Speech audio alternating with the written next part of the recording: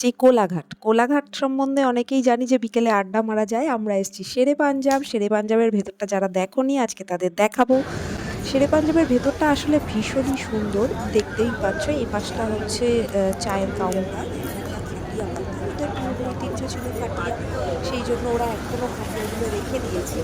খাটিয়ার সাথে সাথে এই পাশটা পুরো ক্যাফেটেরিয়া করা আছে, যেখানটা বসে তোমরা চা, কফি, সিঙ্গারা এগুলো খেতে খেতে আড্ডা মারতে পারো।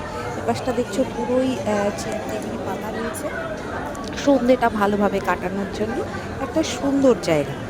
তোমরা ভেতরটা আজকে একটু দেখে নাও। যারা এখনো আসোনি তারা একটা ছোট্ট সন্ধে কাটিয়ে যেতে পারো। দেখতে পাচ্ছ এই পাশটা বসার পুরোটাই জায়গা। অনেক বাচ্চারা আসে।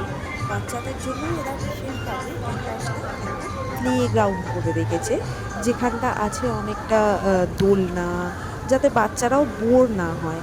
সিকিউরিটি গার্ড সব সময় চারদিকে অবস্থান করছে। দেখো বাচ্চারা দোলনা দুলছে।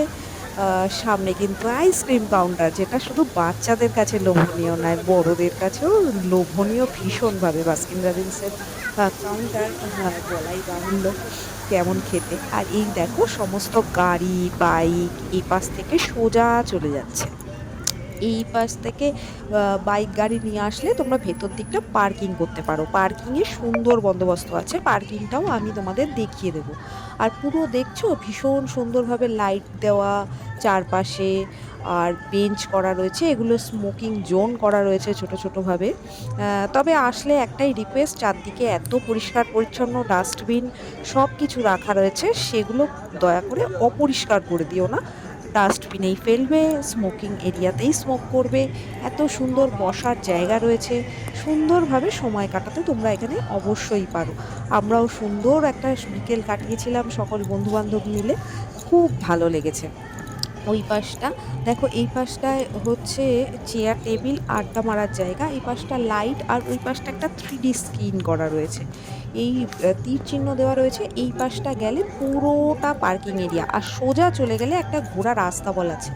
এই ঘোড়া রাস্তা বলটা কিন্তু দেখতে দেয় না, শুধু লেখা আছে যে হর্স টেবিল বলে।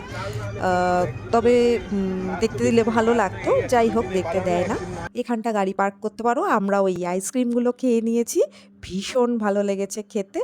আর রয়েছে চা, যেটা খুবই সুস্বাদু, 30 টাকা করে নিয়েছে।